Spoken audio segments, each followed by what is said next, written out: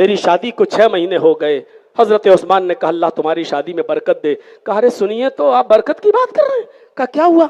کہا کہ 6 مہینے میں کہیں بچہ پیدا ہوتا ہے، شادی کو 6 مہینے ہوئے اور میرے گھر میں بچہ پیدا ہو گیا۔ حضرت عثمان نے کہا اوف، یہ نہیں ہونا چاہیے۔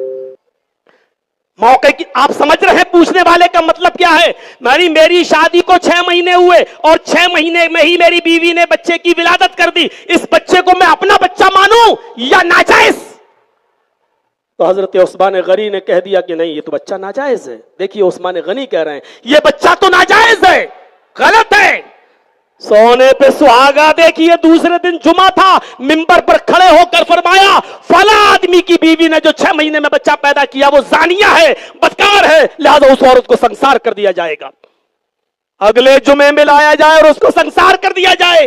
حضرت علی رضی اللہ تعالیٰ عنہ کو جب اس بات کا پتا چلا تو وہ دوڑتے ہوئے آئے اور کہا امیر المومنین میں نے ایسا ایسا سنا ہے۔ کہا ہاں 6 مہینے میں بچہ پیدا ہوا جس عورت کو آپ نے اس عورت کو سنسار کرنے کا اور قتل کرنے کا، رجم کرنے کا حکم دے دیا۔ فرمایا ہاں۔ کہا یہ آپ نے کیا کیا؟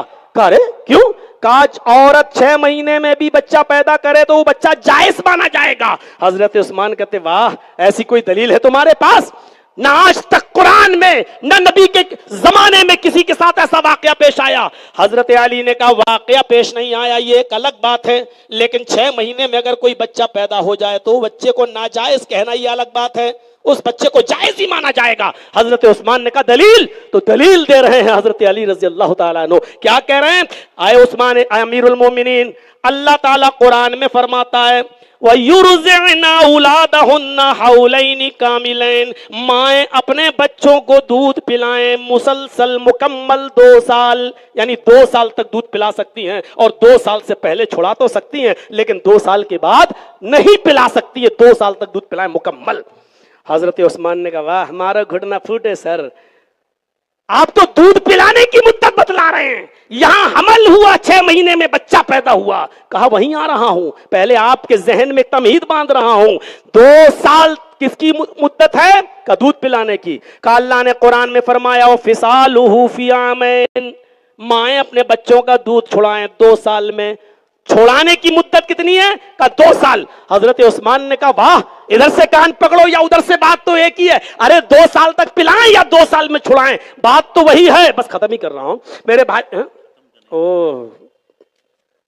اب چلیے کوئی خاص بات نہیں ہے تو میرے بھائی، حضرت عثمان غنی نے کہا ادھر سے کان پکڑو یا ادھر سے کان پکڑو، بات تو ایک ہی ہے۔ 2 سال تک پلائیں یا 2 سال میں چھڑائیں، بات تو ایک ہی ہے۔ کہا نہیں، پلانے کی مدت 2 سال اور دودھ چھڑانے کی بھی مدت 2 سال۔